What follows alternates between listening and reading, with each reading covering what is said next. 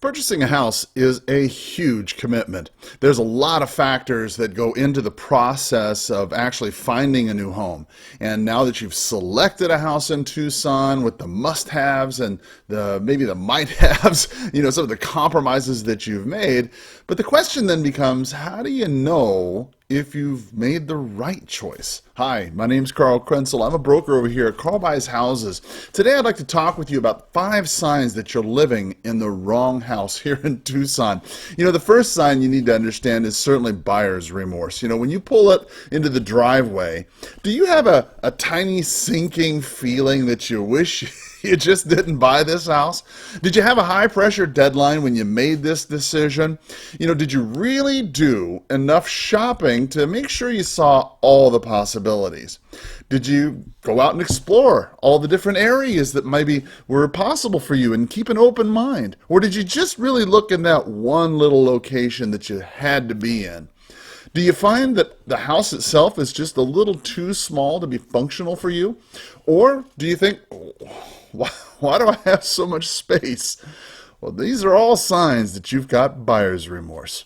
Listen, friends, if it doesn't fit in the budget, okay, it's not fun. Eating ramen noodles almost every single night in order to pay the mortgage was not what you had in mind when you pictured yourself as a homeowner.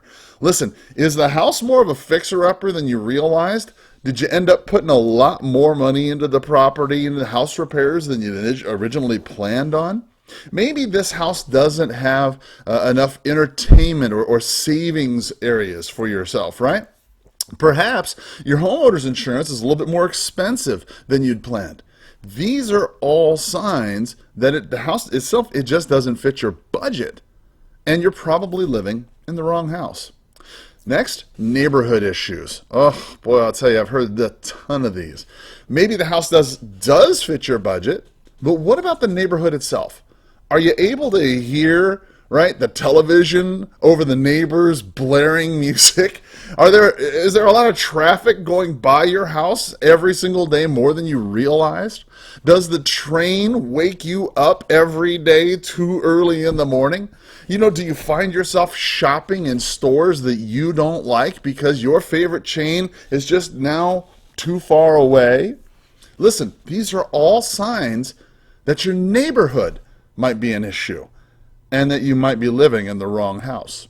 Next, utility availability. Oh boy, I'll tell you, does your new house have well water? When you purchased it, you were happy not to pay high utility bills. But now you realize that you're responsible for the well system repairs. You have to, gosh, what if you have to re-drill and move the well? Oh, goodness. What if you have to do water softening and you have to lug a lot of water softening salt around you, or you have to pay a company to come out and do it for you? If the municipality is planning on a utility expansion in your area like they are south of town, and now you got to add another $20,000 to your tax bill over the next 10 years, well, these are signs you might be living in the wrong house. How about structural issues?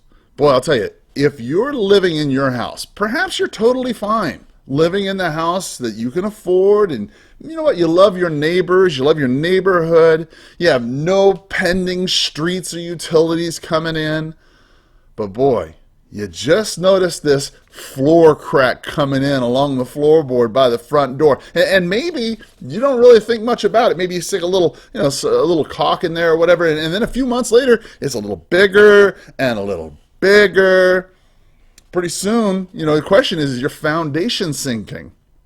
Listen, there's a few cracks by the windows or water stains up on the ceiling. These are all small indicators that your house might actually have some structural issues. And also, these could be signs that you're living in the wrong house.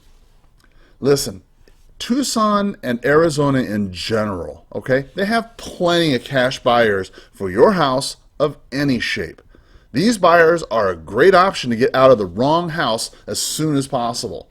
But you got to understand, prepare to accept, a little bit less than retail price. They'll save you a lot of time and a lot of hassle by taking these houses off your hands. You might be able to restructure your mortgage or maybe transfer your loan from one to another lender. I don't know. But if you feel like you've been intentionally misled by the seller or real estate agent, certainly you might want to talk to your attorney about that, or the inspector if their report didn't include the major structural issues. Again, check with your attorney, okay? But if now isn't the right time to ditch the wrong house, maybe renting a room out, or I don't know, renting a house out is a good idea. But if it's time to sell and you're tired, well, give me a call today at 520-403-6227, and let's talk about some of the signs of why you might be living in the wrong house here in Tucson, Arizona. Again, click on the link below or call me at 520-403-6227. Thanks a lot and have a powerful day. Bye-bye.